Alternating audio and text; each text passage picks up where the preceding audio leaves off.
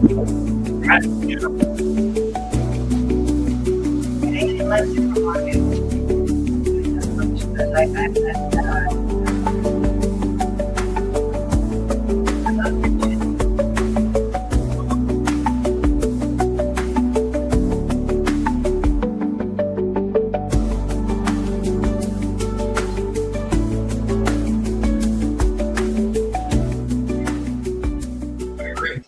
to Leaf Sales with Ian Nethercott and Larry Feldman live. If you look at the last 4 years, Ian, we've answered 41 million phone calls for dealers over the last 4 years with our AI platform. We've also handled over 150 million text messages. And so when you look at just those raw numbers, that's a 4-to-1, 3.5, 4-to-1 text to phone call. So I don't know. Here's what I can tell you, though. I believe that the customer wants to be met where they are presently. If that is text, voice, video call, if they want to be engaged and engaged instantly. I've been fortunate enough to be using Numa since square one, but my opinion, I like to meet the customers where they are, because if I choose my preference in terms of how I want to communicate with people, I'm going to eliminate a large portion of my potential customers. The customer calls in from the outside. There doesn't have to be a person on the other side of the conversation, and it will be a transcribed, recorded transcription of the message, which is important, and it's real time, 365 days a year. So we don't lose anything. The customers that prefer the phone and the customers that prefer the text may be two different people, but the nice thing about like Numa as an example is you got both of those people in one spot. All right. Good evening. Hey. So I think the topic was vendor something. Vendor fatigue. Vendor something. Fatigue. Yeah. Vendor blues. Vendor marketing. Yeah. Oh, okay. What's it take to get into the dealer? What's it take to get into the dealer? Now that's a great topic. I like that. You're welcome. So I've been calling on dealers for 16 years, so I know a little bit about that.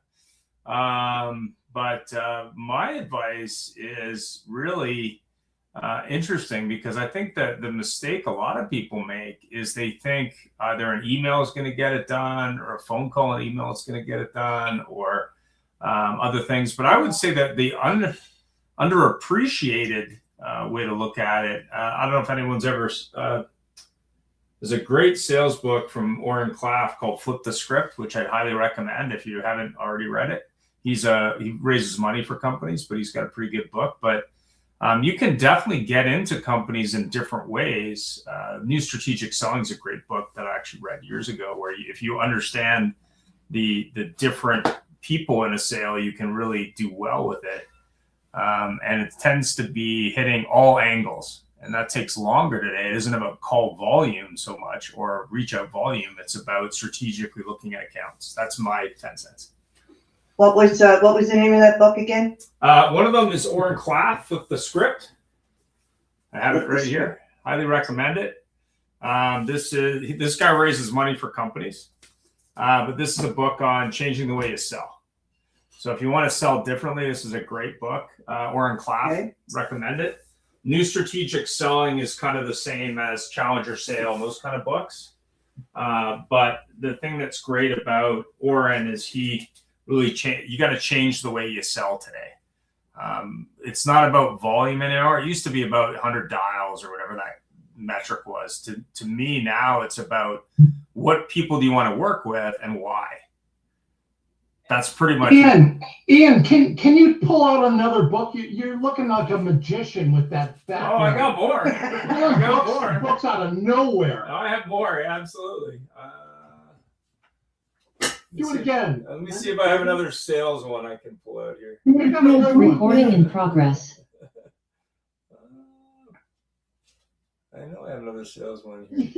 Oh, this is another one. You're right, Mike. Look at that hand. This is another one that's really good. If you want to hire people or understand why some people are tougher than others, this is a lady called Angela Duckworth. She wrote this book called Grit. And what she was asked to do, which was kind of interesting, was She was asked by West Point. She was asked by West Point, why do we put everybody through all this gauntlet and 30% of them still fail? Why do we go through all this work to put all these people through a gauntlet to put them into West Point and 30% of them drop out anyway? So she developed a very interesting the book on the topic, but also she looked at things like sales forces and other things, and she developed a questionnaire as to why people are gritty. And it has virtually nothing to do with background. It has nothing to do with education. It has very little to do with other metrics. It has to do with how they're wired. But the thing that was really interesting in the book, and there's a great questionnaire you can use as part of a job hiring process, is she said if someone's gritty at 20, they're grittier at 60 than they were at 20. If someone's not gritty, they're not going to become gritty. Like if they're weak, they're generally not going to become strong. Yeah, So I know really we're more interesting. crusty at 60 than we are when we're younger. But there's a really simple questionnaire here that she developed that you can use as part of a job process and what it does, it allows you to rate how gritty someone is. Her name is Angela Duckworth. Highly recommend this book. Really, really good. So in other words, it's kind of like muscle memory, right? If you're a badass when you're young and you kind of fall away from that, you can reclaim your whatever and become a badass again. Yeah, because she looked at kids in a bad neighborhood who had no reason to be successful and why they were successful. And she looked at people that were from a good upbringing and had great education and were high IQ but failed over and over and over again. And she looked at sales forces. She also looked at what was interesting was I think it was a life insurance sales training team. So what they did is she looked at the training that they put them through, and then she looked at the people who were successful, and then she'd ask them like, "How come you're successful?" Well, I didn't pay attention to any of that training. I did it this way because it worked for me. So it was totally different. It was interesting. But that's really interesting, and I wrote that down. You said Angela Duckworth, and Angela Duckworth, yeah.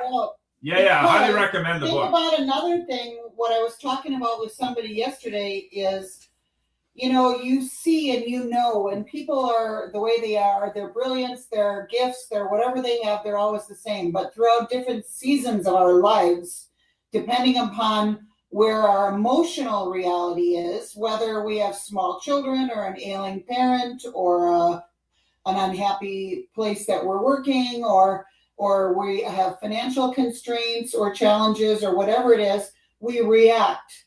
If we don't learn to pivot as we learn when we get older and we learn to set boundaries and guard our peace, and some of us learn that at a much later stage in life, but the abilities are still there. Like you say, it's the way you're wired. It's in there.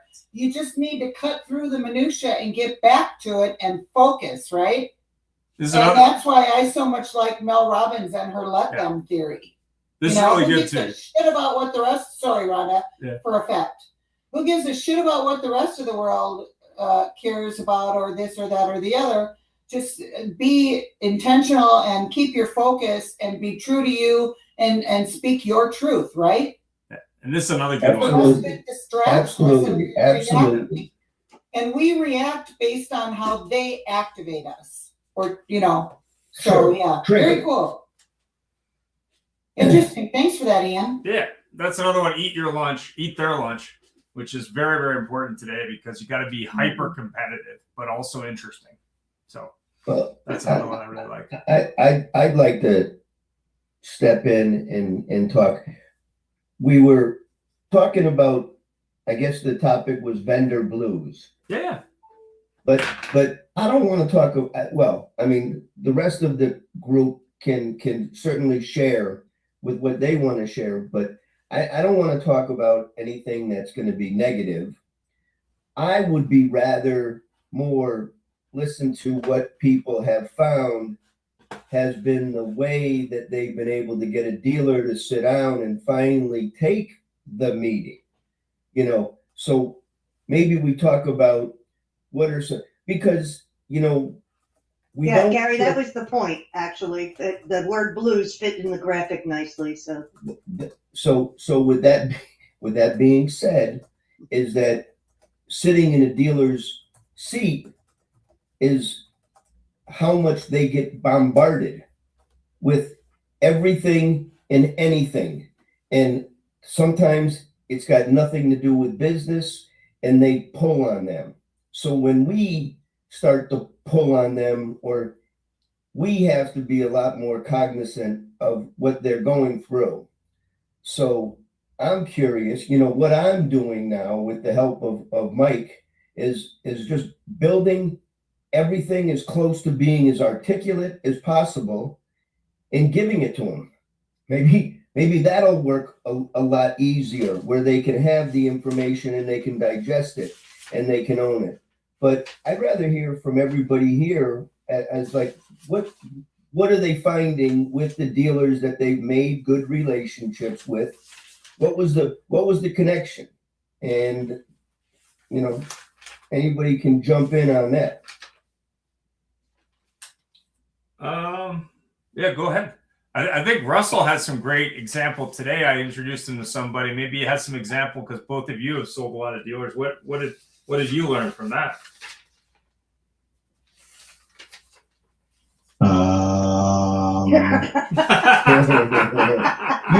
You were hardwired in. I have to. So I was responding to what I considered an important email, and I missed what the question might have been. So please ask it again. I'm more than happy to respond. Well, you sold a lot of dealers, your companies, over the years, and I introduced you to a friend of mine. Thousands. I introduced you to a friend of mine who's got about 20 years selling dealers at scale. I think he sold his last company before he sold it had 3,000 dealer contacts. What did you learn about selling dealers from that conversation and expanding? Well, what I learned is it's no different than any other. It's first of all, it's relationships. They like to trust you, they believe they buy from you. You need to understand the person that you're talking to and dealing with. Is he or she the decision maker? And if not, the strategy should be a little bit different to set that up to get in front of that decision maker and find out, through a few questions, what's important to them, and make sure that you mirror their body language and understand what's going on. Try to find some common ground. If it's online and you can see, like John Lennon over my shoulder, then make some comments about John Lennon. Find some common ground there. Normally what I do today, because I've been on LinkedIn for so long, there's so many people, I think I know them, and I've done business with them at one of my companies over the years. So for example, and things change, like David. I met David Rozek when I was at Fixed Ops Marketing. Well, Fixed Ops Marketing was on Human Side of AI. It's CXS now, right? Or CS, whatever it is.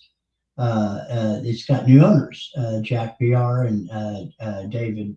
That's his name, David. Yeah. Anyway, so Gary Graves, Russ Beckenstein, and Shelley Clark now. Gary Graves, yeah, and Shelley Clark is the chief marketing officer. But that used to be Car Research before it sold and got bought by Autoloop, that sold and got bought by Affinitive, that got sold again recently to Russ and Jack and Gary. Did you say cute marketing officer? Did I catch that right? No, I didn't say that at all. That would be very different. I thought you did, and I thought that was just so cute. Like, who's the thing on Clubhouse that talks about cute and cuddly or bubbly, Michael? That would be, for me, that would be stepping over a line, like male chauvinistic. But I can say it. I can say it. You can, yeah. She's my gal. What I said was chief marketing officer. But I thought it was cute, so it was a Freudian slip of my ears, I guess. Shelley Clark is the new cute marketing officer at Dealer CX. Yeah, it's all the same today. It really is. No, you're good. I don't know if that answers your question, but I've done a lot of selling in the last 27 years. And prior to that, I was running dealerships, so I was selling there too. Everybody's selling all day long, every day. And people say, "Oh, I can never sell." Well, you're selling just by what you get up and put on in the morning and why you chose to put on what you did. I mean, you're selling. You're always selling, right? Russell, I don't think you've ever sold me anything. You just talk to me about something as a friend and give me advice, and I end up just doing it. Well, yeah, that was my, It's a different type of relationship. Yeah. Knowing each other. Yeah, I mean, yeah. we probably fired each other a bunch of times too, but the problem though with it is that you have a suggestion, an idea, and you show me the facts that it works and who's doing it. And then you make me feel a little guilty about it that I'm not doing it sometimes. And then I just do it because it makes sense and you know what you're talking about and I can trust you. Yeah, You know, no, I can't always keep a dealer. No. But David, equally, it's important. Somebody needs to know who you are, and what I mean by that is that I think that sometimes, like I have a meeting tomorrow with a lot of Sonic corporate people. There's so many freaking vice presidents and personality styles in this org. It is unreal. So how do I cater to each? I got to cover enough that everybody gets a little bit of something, and and then I also know sometimes in those type of meetings, I know it happens because I've had somebody like at Group One tell me this. They'll ask me questions to see if I'll answer it, knowing that I don't have the right answer, and I don't do that. Right. I'll tell them I don't know, but I can find out. Yeah, I mean, you get that person that asks you that question, it doesn't make sense. I mean, You're one of those people, Dave. Yeah, I do take you down a rabbit hole that has nothing to do with the conversation, but I just want to see how you handle it and have my best interest at heart. Because if I can throw you down a rabbit hole and get you out of your track, then I don't know you're the right person to take care of me because I can be demanding and, I have high expectations for people. Yeah. I leave people alone to a point, but then usually there's a mistake somewhere and then that mistake happens. You get an attitude from a dealer and to be honest with you, I don't want to deal with it. It doesn't matter to me. I just say, it's time for us to part ways. It's I time. can speak to that. I can speak to Yeah, that. You're on my no. You hold my ass accountable, dude. Like for the dealer Yeah, but he's an asshole. That's a different person. And I love that you're like that. We miss one call, you're on the phone. I love that. Yeah. Because you're serving your dealer and you brought us the opportunity because we were all in it together. There's a lot of other factors, but you give people rope, but you give them enough rope that they can either save themselves or hang themselves, right? Yeah, it's so many good times thing. it's budget, and these guys just don't see how things even work or don't realize it. They don't understand BDC 90% of the time. They don't understand coaching. They just expect the baby. They don't understand all the labor Don't be pains the that goes baby, in there. exactly. And I get that, but getting back to what the question was, God bless everybody I know, because the past 2 weeks I put together deals with 8 different dealer groups. And all I did was show up and ask them what their pain points are and, was there just to stop in and help them. Some of these people I just cold called and I hadn't seen them in years. And they just stopped what they were doing. They talked to me, told me what they needed. And I said, I got a solution for you. And they just said, sign me up. And I'm sitting there going, okay, I didn't even tell you all about it yet. I didn't tell you about my OTT all yet. I didn't tell you about my social saturation product. I didn't tell you about the GSEO product. But everywhere I've gone to lately that I've had an opportunity to have an audience with somebody, and 90% of them were someone that I knew, just said yes. And I said, wow, I better play the lottery. But this keeps happening, to me. And, the weirdest thing, someone that used to be my rep at Dealer Inspire, and then she went to Active Engage. She's now the CMO over at one of the Napleton groups. And her and I talked, and she's like, it's funny because you're on the pay-per-click side and the OTT side where I used to be, and I'm on the CMO side, and now I'm coming to you for business. She goes, and I want to sign up with you beginning next month. So she's like, I want to give you at least 6 stores. And then my other friend, Laura, she's like, yeah, I'll test pilot 6 stores on your social product, Dave. So I'm just like, okay, this is interesting this month.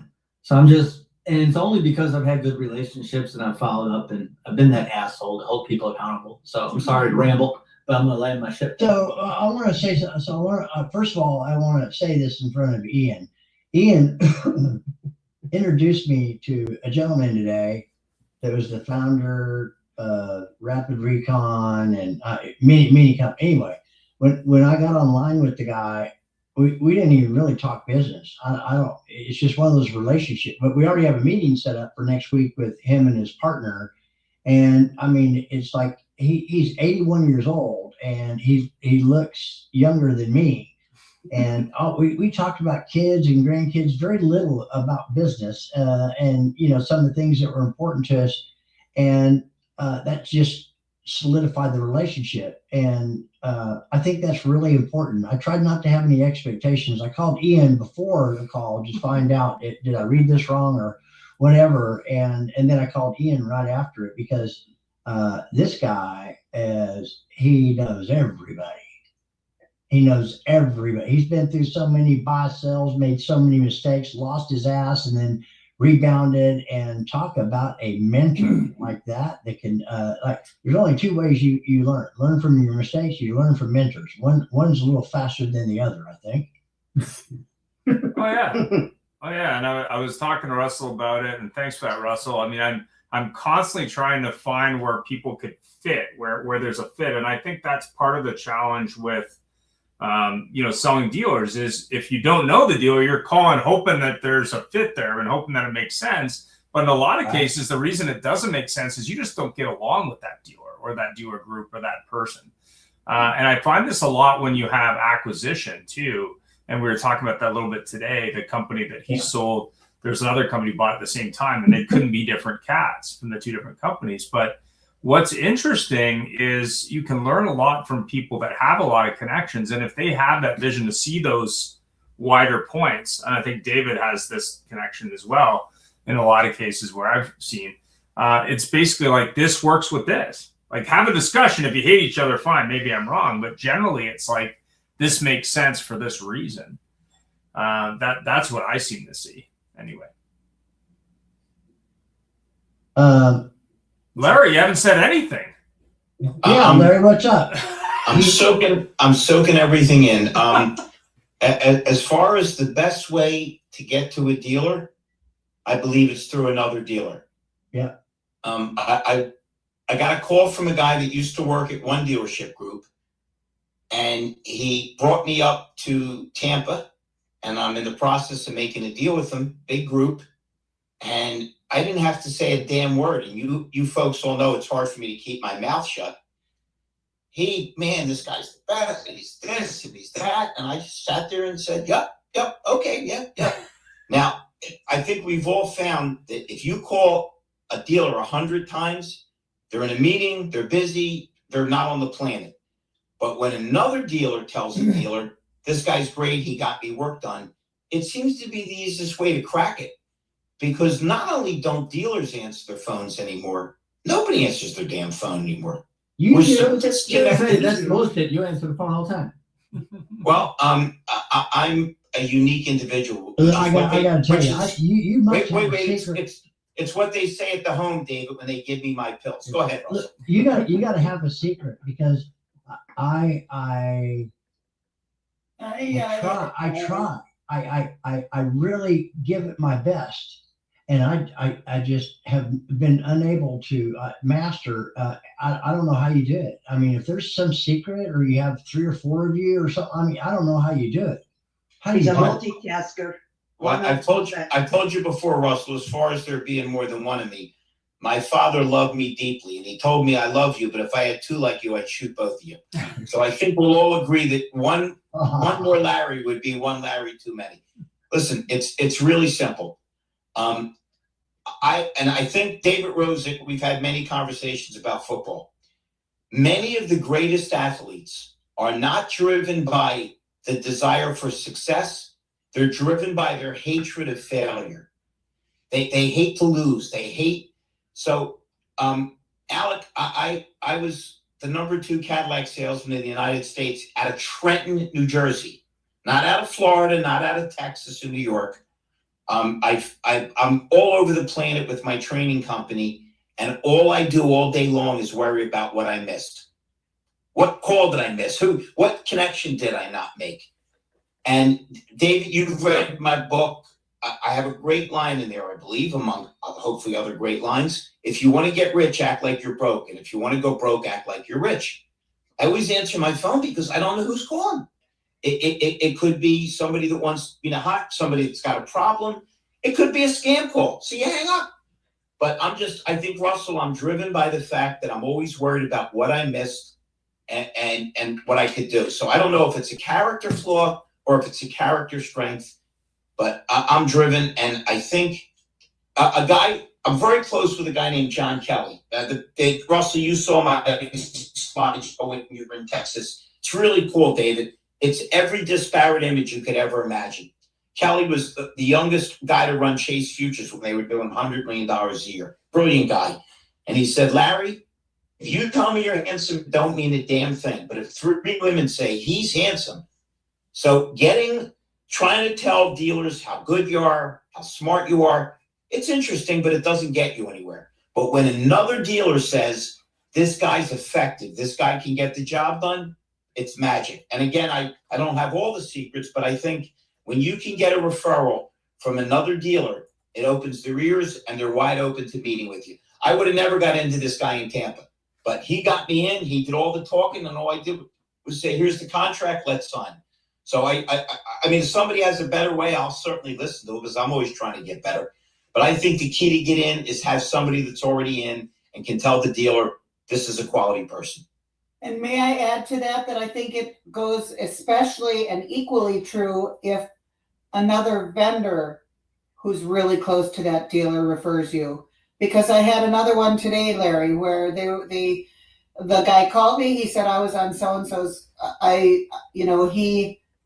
One of our vendor friends sent me, right? And when I talked to the dealer about his pain point, because that's what we all do, those of us that love to serve like this, it's about the pain points. It's not about us selling a box solution that benefits us. It's about the pain points. So yeah, I know I work with so-and-so and I just listened to the podcast you did with him and blah, blah, blah. And it was off to the races. And I even said, and people tell me I'm stupid for this, I'll say, look, I don't care. I said, I'm not trying to take, when we talk and we have little chats like that on the intro, it's all about people and it's all about sharing value. It's all about saying how we can benefit one another. I mean, in the sense that, and as a matter of fact, you know about this, Larry, because it's one I was talking to you about, because now you took the TO on this. So you have a dealer that has a solution. They've got trusted advisors in their realm, whether it's this person who's an executive culture trainer that decides they have a struggle in the BDC. So he's like, okay, I know Wendy. Let me get you on a call with Wendy. And then all I'm telling him is, what do you want? Do you want this? Do you want that? Do you want that? And did you ever consider looking here or looking there? Because sometimes, guys, it's just a matter of getting on a phone call and sharing our different perspectives. And sometimes I take it back to basics a lot. Like for recruiting, you can't find a good person. What about, your server, your local server, your gym attendee, your barista, your whatever, who's got great customer service skills? What about the community college that, college students love bonus gigs where they can make phone calls and they can job share something. My kids did it when they were in college. So the whole point is, as their trusted advisors, in addition to other dealers doing it, we can say, hey, I know this person. And then it's about the conversation. And I said, whether we do business or not, give it some thought. These are your options. And then you're planting seeds and you're establishing relationships, because it's all about the relationships we make over the years. That's why I wish I could just keep my damn mouth shut sometimes when somebody ticks me off because they say something stupid or do something stupid or I misinterpret something, and then I blast them full blast Wendy instead of pivoting and thinking and reacting or even counting to 5, shoot. But everybody knows me and I'm impulsive, so they forgive me that too. Russell smiles and laughs knowingly. And you all love me anyway, because that's just Wendy. She thinks and she sticks. I just love you. I love you unconditionally. That's my point, guys. It's the relationships. It's all about the relationships. Me, and I'm sorry, and then I'll shut up, I promise. But at ADA, my selfie thing, and Fred started it, right? He had a selfie with everybody in the exhibit hall, everybody, and the dealers. He'd take pictures of the dealers when he'd go back down to breakfast before I was ready. It was all set up though to get a selfie and then to show Santa Claus stuff. It was all set up. Right, but then I taught him, make sure they're showing their tag, their name tag, so that you can tag them. But actually, you're doing that for your marketing too, right? So then, fast forward from this NADA, where I took some selfies with Chris, Testimonial Sensei's wife, Chris Snellgrove. And there were a couple people I introduced him to, and one, here's a great example, Scott Simons. I met him and Allie Peters in the hallway with Chris's beautiful wife with the sensei hat on. I'm like, hey guys, quick selfie, put our arms around one another, blah, blah, blah. Well, then Chris has been hanging out in Clubhouse. Scott's responding to some of his stuff about reputation. I'm like, dude, here, remember this picture? And then he sent him an email and said, hey, and he already said, yeah, follow up with me. So that was there. And then I said, for the recognition, he sent him the photo of him and his wife and Scott and Allie and me. And that brought it all back. So again, it's planting seeds, you guys, and in my opinion, and I'm new to this game. This is only my 4th year in. 22 was the first year we went to conventions. I never was out and about. I never go visiting dealers. I never market myself. Everybody comes to me from referral or to start to have a strategy session. So I know that I need to change too, but my 2 words, relationships, I guess, and intros, warm intros is what I see working. We got Joe Jackson on. Joe, did you want to speak up and talk a little bit about dealers and vendors? Welcome. You're muted. Sign language, Joe. Sign language. Oh, sorry. As soon as I got in, I put it on mute. But so I caught the very tail end of that. So yeah, I just got here. Yeah, it's always never a dull moment. But I've been spending the last, 2 weeks or so, especially just out and about, cold calling and warm calling and all sorts of calling, but just knocking on a lot of doors in sales and in service.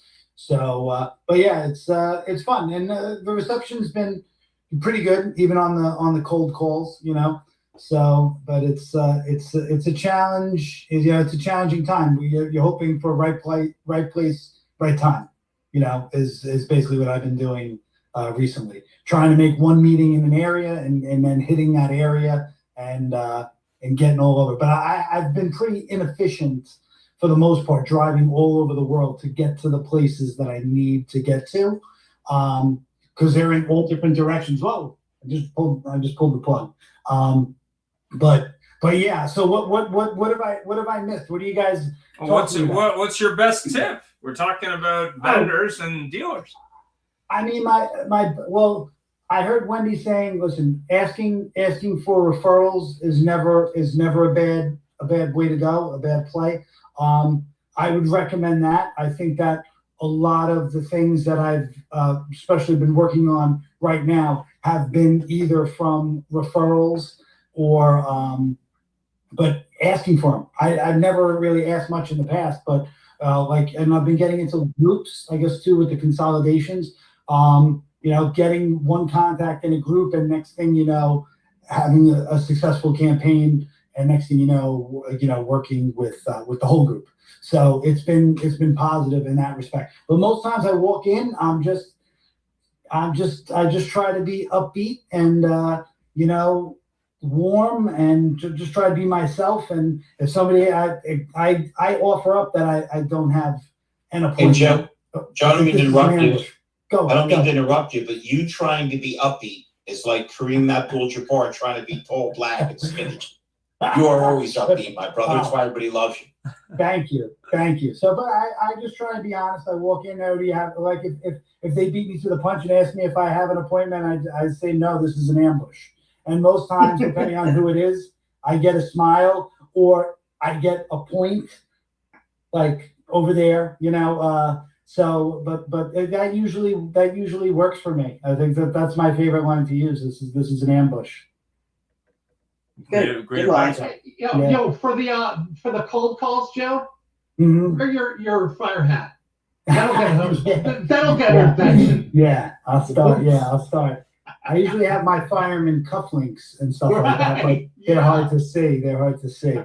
So, but yeah, it's been good. But it's always, I like getting out because over the last even year, I haven't been out as much. I joke that I'm more of a house cat. I used to be the alley cat, but I've become more of a house cat. But now I'm trying to get back into the alley, and it's great for the psyche. It's great to get out, see some familiar faces.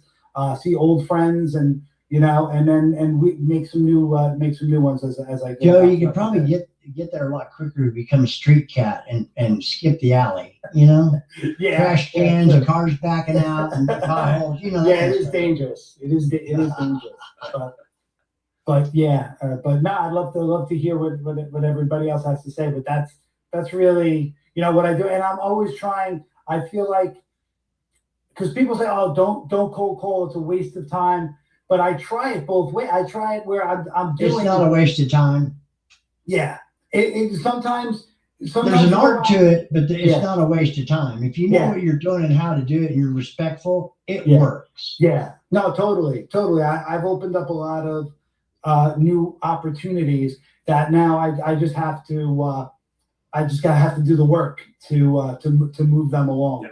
But no, you're right. It definitely works. And I have things I've crafted emails, try to keep them short, really custom and tailored, and send them with their own data. And this is how many lost souls you have, and this is how many conquest of your car that you service within 5 miles, and this is the opportunity.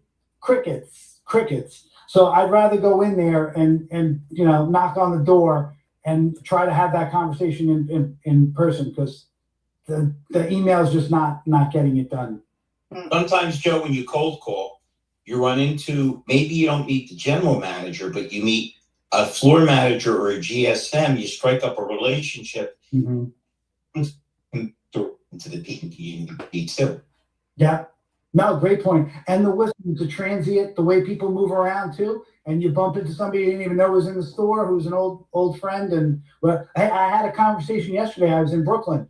Chris, I was in there, and I brought you up to Chris. We were just having a conversation in Brooklyn at United, and he was like, "Oh, you know what? Larry texted me. I gotta call him. He did reach out to me. I'm gonna reach out to him." Yeah. Yep, I spoke to him this morning. Thank you, Joe. Oh, super. Yeah, but listen, that's how it happens. And if you're not out and about, and at least being like we talked about on previous calls, the Buffalo who runs into the storm and just go in there and sometimes I drive past the place and I say, I don't want to go in there. And you gotta just go in there, because nothing's gonna happen if I just drive by it. So and yeah, just go in, smile, and you'll get it. My other takeaway that I've used very effectively that I'd recommend anyone use if they're on LinkedIn and they're using that as a tool, send quick videos. People, you can write really esoteric messages or emails, but most people don't read them anyway. So that does get you engagement, especially if you combine it with other things. That's what's worked for me doing it remotely. In person, donuts always work. Yeah, for sure. LinkedIn, it is a really great tool when I've been using it, because a lot of dealerships today have put a lot of firewalls on their email systems. So sometimes they have the blocks, whether intentional or not. But when you have a LinkedIn relationship, you can go right into the messages and send them the data that you want them to see. And they're going to see it. They're going to get it. They're going to open it. So I've found that, Ian, to be very effective. That LinkedIn, gives the credibility.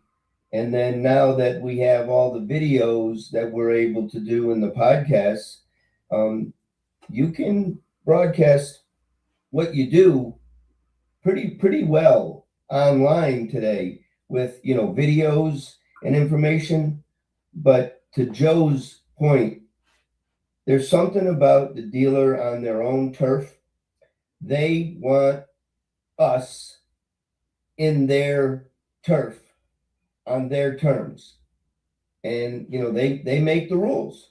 So I've been sharing tons of information with GMs and marketing people that if they see value, they can bring it up the chain. But I think it's both. You need to be walking into the stores, because the general managers and the salespeople, if they don't see you active, why do we want this person in? So you need to win the floor, the management, and then let them bring it up to the owners. And then if you're helping everybody get what they want, well, then it becomes a wonderful sign with everybody working in the same direction. But it's working LinkedIn, it's working boots on the ground, it's follow up. But what I find today is so much better as opposed to when I was a rep 20 years ago, when you had to drive around from store to store to store to store. You could do that, but now you can capture a whole lot more by being visible and using the tools that are available. And then when you go to store, at least it's much warmer than just walking in where they don't know anything that you want to talk about. So, Joe, I agree. Good stuff. Alan? Thank you. You're looking confused, but what do you think? I don't know about confused. I was actually thinking about, I got a road trip coming up next week. I'm going back to Kansas City and trying to set up a couple of appointments. But some of them are going to be, I've talked to them before, and they're going to be drop-ins and follow up. I mean, I've heard some of the crazy stories. So we do warranty uplift, and this guy's telling me he's going, instead of a dealer 20 group, he went to an AI 20 group, and they're going to create their own warranty uplift software. And I'm thinking to myself, I know how much it costs this company to build it, and you're telling me 20 dealers are going to go in together and do it for a once a year thing, or are you guys doing it to resell it? And I'm like, this doesn't even make sense. But I think the easiest way to get into a store is referral, especially within the group. So from one GM to the next GM within the group, that's always the easiest one. But it is definitely a relationship business. How'd you respond to that guy that told you about the AI, group and all that? Wow, that sounds interesting. Great stuff. You're an idiot. Okay, let's move on. No, I'm You know, I simply said, I go, you want to at least look at us and see what you're getting yourself into ahead of time. And then I also followed up with, hey, I'd really like to hear about this AI 20 thing. How did that go? Yeah, the belief, I was actually talking to, here's an interesting one. And this I was able to turn into an opportunity, so it might help you. So I got a spam email from NCM trying to sell me something. I didn't know that they had bought Kane Automotive 2 years ago. They are spamming people on multiple lists. They're not even sure if they're clients of Kane or whether they're vendors. They have no idea. They sent me an email. So I called the guy. I said, okay, like, what's the purpose of this email? Because the email didn't even make sense. And then I was like, well, maybe you guys need some help in, I don't know, deploying marketing for NCM better. So I was able to turn that into a meeting. So it was kind of interesting. So also to Larry's point, don't be afraid to reach out to people and say, hey, like I got this email or I got this reach out or I saw this on LinkedIn. What were you trying to do here? Is there some way I can help you? And the ones I see all the time that I sent to Larry probably at least 8 to 10 times a day are people that think one post on LinkedIn is going to get them staff on a daily basis. They put one post on LinkedIn. Yeah, I need a technician. Apply now. And they think that's going to work. So, well, it's craziness. I even had one, and this would make you laugh, Larry, because I think I sent you the preliminary one. So they were going to have a big career day where they had high-end food for people looking for jobs. And then instead of doing a post like, yeah, we hired 5 people, they did a post, again, showing the food and how great this event went, but there was no results. Like, I don't even know if that was worth the time.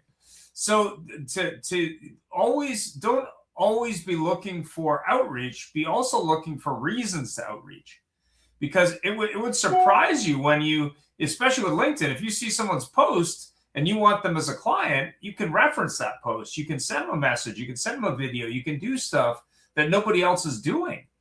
Like, I saw that post. Cool. Like, I'd love to hear more about what you're doing.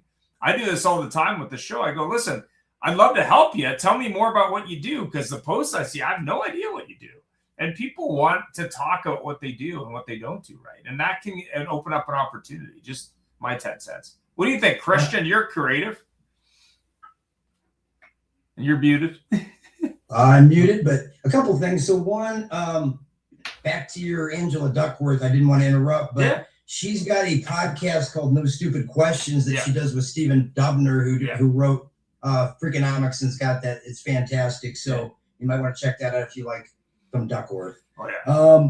A couple things. So 3 thoughts. One, choice of customers or choice of dealers. No different than like we tell salespeople when we train them, hey, all customers are not created equal. The walk-in versus the referral, there's a vast difference in closing percentages, right?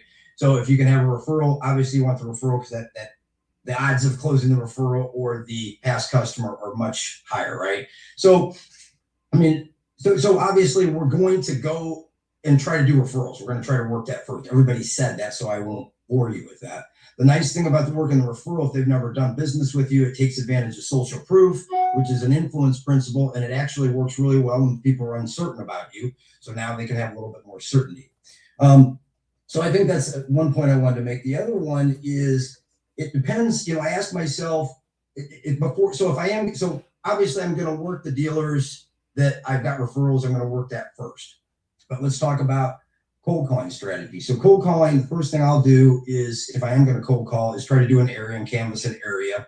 I'll do some research before I go in, try to get a little bit of research. I'll look at, of course, the website, see who the general sales managers are, and I'll actually even go look them up on Facebook and LinkedIn, see if I can find anything. Do they like Scarface? Do they like Cubs? You know, whatever, like y'all are saying. So I got something even going in kind of that I know about. So do a little research with them, and then I'll cold call them. And I just, you know, I try to be polite, but sometimes too, I don't wait. I mean, I think back to, I was a general sales manager. I was at the same dealership for 19 years. So I kind of lean on that unity, right? That I already got that relationship. So kind of remind them, hey, I'm one of you guys, right? That we group. So, you know, I'll walk into a store and I'll say, you know, I'll look around and see where the sales desk is. And I just go to the sales desk. Salespeople are trying to, like, they see I'm a quote unquote vendor and they're trying to stop me. Who are you? Do you have a card? I'll take you to my boss. And I just kind of charge in and I'll just say, hey, you know, let me guess. You love it when you love the drop in, don't you? And then I'll pause and they'll kind of look at me and I'll say, especially with some old car guy and he's interrupting your lunch. And then I'll just get right to it, right? I'll just get right to it. I said, hey, real quick, here's something that's been working real well for dealers lately. And I'll tell them about a free sample. I said, one thing that's been working real well for dealers lately, I'll quickly introduce myself. Then I'll go right to the pitch of, hey, look, one thing that's been working really good for dealers is I've got 2 different workshops that I've been doing. However, what I want to do is just offer you a free sample. Would you be against a free sample? So what's been working well for me is just offering a 20-minute training session. And I just say this, once I get an agreement that they'll do the 20-minute free training session, I said, the only thing I ask is if you guys hear something in there that you can use immediately, if it makes you think different, that there'd be some people in there, like the somewhat decision makers, that we could sit down and have maybe a little bit longer conversation about some longer term training. And so again, it's been working really well. Doing that, of course, I got to schedule it and that type of thing, but that's been working well, especially if I can. The whole key is getting the decision maker in there, though, right? Or somebody that can make a decision. As far as following up with them or following up, that's the third thing I wanted to make a point of, is it's personalized follow-up, right? So you mentioned videos. Emails stink. I mean, I went into a dealer here, Lou Fuse, huge dealer out of St. Louis. They're starting to kind of break in up here. I went into one of their stores. I know one of their sales managers, their general sales manager, pretty well from another relationship at a store. And he knows I'm trying to break in there. He said, he gave me a tip. He goes, here, email me and then tag this general manager. So I went in a couple days after I'm working a dealer close to him. And I went in, I said, hey, you know, did you get that email? He's like, no. We went in and looked and it was totally blocked. He has to, of course, approve me to get me in there. So, you know, he couldn't even find it once he approved me. I had to resend it. I don't know if it just like got rid of it. Probably did, right? Firewalls. So, emailing stinks. For what I've been trying to do, if I can, obviously get cell numbers and text, but I've been, you know, you got their address. So I've been trying to like pick up on something personal with them or what's going on in their store. So I'll give an example. One of the dealers I was following up from NADA, they had the storm out there. You guys had it, what, a month ago? You had that big storm out there out east in the New York area, right? So what I did was that Monday, I went out and bought it was $5, I think $6 to buy 15 hand warmers from this like Menards place, right? And I put them in a box, and y'all know where I'm going. I wrote a cute little note in there, and I just sent it to them. Hey, from one car guy to another, I know what it's like when you get hit with this snow. You know, you're trying to clean the lot. So I wrote a cute little note to him and sent that out to him. And so now, now I've got a reason to call, and I've got something that really makes me stick out. Maybe a receptionist. I start explaining. I'll even say I'm the guy that sent the hand warmers, and sometimes that'll help me break through that. So I've been doing that, and then the videos. So I ask myself all the time, if I could text it or if I could email it, why can't I send a video of it? So I just try to crank out a really quick video. I mean, with CapCut now, if you wanted to caption it, you can do that super duper quick. So I've been trying to ask myself, could I do this in a video? And if I can, and if I got a text number, especially, I'd rather do it in a video than try to shoot an email. So those would be just a few items. Good tips, yeah. I love it. I love it. You just reminded me of a couple of things. When I was at the Daily News, I used to do it. It's something I should probably go back to more, but I really like, that personal, like even like when I send those, those memes of the holiday, and you're the star, you're in it. It's not, it's not me. If I have a picture of you, I could find a picture of you, unless you're one of these people that hides and you don't have a picture anywhere, which some of these guys. Witness protection plan people. If you read my mind, you think that they're in witness protection.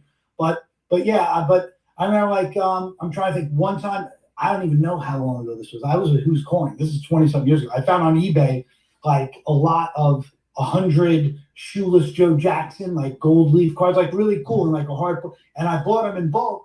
And I used to go out, and if I couldn't get to a guy, and it was like, oh, he asked for your card, I'd give him those cards. I got, and I would hand those, and a guy would always come out to me to, on those cards. I remember when we started selling digital, and it was like I bought a bulk of like I like cufflinks and stuff like that, but like shift, like stick shift, and it was like, your customer's eyes are shifting, over, and I would mail those out, and sometimes they worked, but people always remembered, and they thanked me for them even if I didn't get the sale. But yeah, I need to think about some stuff like that, but not thank you. But those were the creative marketing that got attention. You go back to what was done in the 70s and the 80s. Now everybody has a cell phone, so it's so much easier to do it, but it's still the same campaigns. It's creating excitement at a dealership, promoting their products, promoting their services, and great stuff. When you get one close, a fun one too is send them a pen. You don't have to do a super expensive one, but something, like maybe a $19 cross one. I mean, it depends what you got, but send them a pen. $300 Mont Blanc? No, not a Mont Blanc. You can write upside down. Yeah, you can get some kind of fake looking ones, but I'll send the pens and just say, hey, I think, it feels like we're close. I just want you to have this, handy when you need it, and I'll this is kind of like a little wink. So, I mean, it kind of depends what stage you're in, but yeah, I constantly try to think of I call it personalized follow-up. So that's what we should be doing. Good stuff. Question, for the hand warmers, when you send them out east, do you send them ground? Because they're getting them right now, and it's 80 degrees out there. They'll remember you from that. Next year. But the funny part was I thought of this on Monday, and I'm like, damn, I should have been thinking this on Monday, right? So seriously, $5 hand warmers. I took it to a UPS, and it was funny. I was on the phone with you guys, and I was driving one night. And it was just recently. I went to one of those UPS store places that overcharge you $68 just to send the thing and to get it there in 2 days. $68 for a $5 worth of hand warmers. So can I take myself out of timeout, and can I say something and ask you guys a question? Yeah. Put yourself in timeout. Okay, so first of all, Joe. Yes. Oh my gosh. Did you ever walk in with a fireman's hat on? That would have been a perfect thing on April 1st. Wear your full, maybe not your whole thing, and your hat. Where's the fire? It's in your marketing efforts. So I'm here to put the fire out. Yeah. Oh yeah, that'd be fine. Wear my whole gear. Yeah. So Boots. I have a question for you guys. So what happens when someone comes to you on a referral? You have a famous conversation, you create a proposal or scope of work or whatever you want to call it, and then like crickets. And you circle back, just want to, hey, I know you're busy, just want to make sure I'm top of inbox, front of mind, April Simmons' favorite thing. And I'll tell people, just keep circling back. And David's snickering because he knows who I'm talking about. And they need help, and you can help them. But like I say, crickets, what do you do if it's virtual? Mm-hmm. Well, one thing I would say, it depends on. I get crickets all the time. I mean, And that it's works. All the time. But I mean, one, it's staying persistent, and I just keep going back, and even though. And I don't want to be in an intrusive way. I don't want to be a pest. I don't want to be that. But it's just like, hey, I just got 2 approvals before that. I've been on these guys since the 22nd. They got their proposals, March 22nd, and went to see them. They're gonna do it, and I just got them today. But if I have friends people I know who would get like, hey, or get off the pot.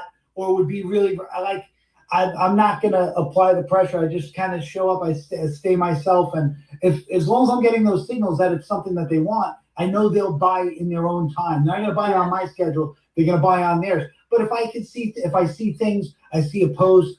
There's an error on their website. Something that I can maybe there's always something out there if you're just looking for it to say, oh, hey, I was. Doing a search and this competitor showed up in your, keep it warm. Keep it warm. area. Keep providing value. You're looking out for them.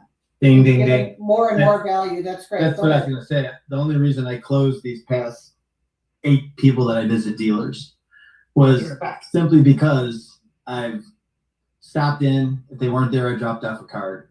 I've sent a video. I've tagged them in a LinkedIn post. I've offered them another thing that I saw to help them. Then I text them another thing that I found to help them. I might be giving them my secret sauce in a lot of things, and maybe I'm helping their other marketing companies, but I keep giving them additional options and another option and another option. So over the past 2 weeks, I've just been a little relentless with these people and staying in front of them. So when we have the conversations, they already knew what I was talking about, why I was there. And it was just a very simple, when can we start? And I just set up the parameters and go, here's the onboarding sheet. And it wasn't really selling though, but because I've been pounding them for a little bit before I got there. And I almost hope that they're not there when I cold call them, so I can just put my card and drop something on their desk. And I can just get their voicemail and leave that message, send that text, then send that video. It's just been, I look at it this way, kind of like the BDC. I always look at it, it takes me 17 to 20 touch points to get a person to come in and do a test drive. And it can't be just me. It has to be other managers, other people. It has to be a group of us, a team, to get them in to do a test drive. So when I'm cold calling, I'm really not cold calling because I've already a lot of times tagged you in something. And I may tag Russell in something, but I tag Russell next to the dealer that I want them to buy his product. I might tag Mike Larkin in something, but I'm tagging him with the person I want to use Brian AI. There's very strategic things that I think about before I go in there so that I can just create familiarity. And I can just say that everything but. But what you're explaining right now, you could also do as your virtual visit because you're creating valuable pieces of content and tagging them because it would benefit them if you're not able to go in person. And that's the same as dropping off a card in person. Brilliant. And then I do the other thing. Brilliant. I embarrass the fuck out of them. Excuse the language, Rhonda. And what I do that is one's $1, Rhonda. That one's $1. No, hell no. I'm gonna use $5. $5. I take their competitors and I show them what I did for them. When a person said to me, Dave, that generative SEO, and I said, I understand, but you're a Chevy dealer, they're a Chevy dealer. They're 2 zip codes away from you. Here's your SEO score. Here's what they looked like 4 months ago. They're at 100% now. Their cost per click is down here. Their engagement is up here. They just ran out of inventory. they did so well. I said, so wouldn't you like to have that type of problem? And, you know, they're scrambling to buy new cars. So we had to go out and get them 100. They had to buy 100 new Chevys from other dealers all over the country. So that was fun. But, you know, they're going to build allocation. We have a long-term plan as to how we were going to do that. The difference is, though, is they were embarrassed because they had the opportunity to do that first. And then I had to show them in real life, not just a BS case study, but what really transpired with somebody. It's like, sure, let me show you what you missed out on 6 months ago. And, you know, again, things like that just work after a while. I just keep hammering you. Yep. Relentless persistence. Burning desire time. Burning I got desire. burning desire. I won't fall asleep when I talk to Mike Larkin. Mark Larkin, the last minute. Go ahead. Burning desire. Mike Larkin, Ian Nethercutt, or David Rosick, or Russell Hill, which is the most relentless? Russell. All the above. That's a good one. No, it's David. My question to end the night: what's the most important piece to any puzzle? Brian AI. This is for the viewers Missing as well. piece. It's EAT. Every yeah. I heard 3 wrong answers so far. It's the corner. The last piece where you get the whole picture. The one that's The missing. last piece, okay? No. The answer is, Be a what's friend. the most important piece to any puzzle? The picture on the box. Oh. And I just flew right over my head. Anyway, we're out. We're out of time. Thanks very much, everybody. Hold on. If nobody told you they loved you and appreciated you today, that Russell Hill just did, okay? Thank you, Absolutely. Russell. Thank you, Russell. Thanks, Ian. I Thanks, love you Robert. guys. Russell. Thanks, everybody. Bye. Bye. Thank you for helping the industry get better today live.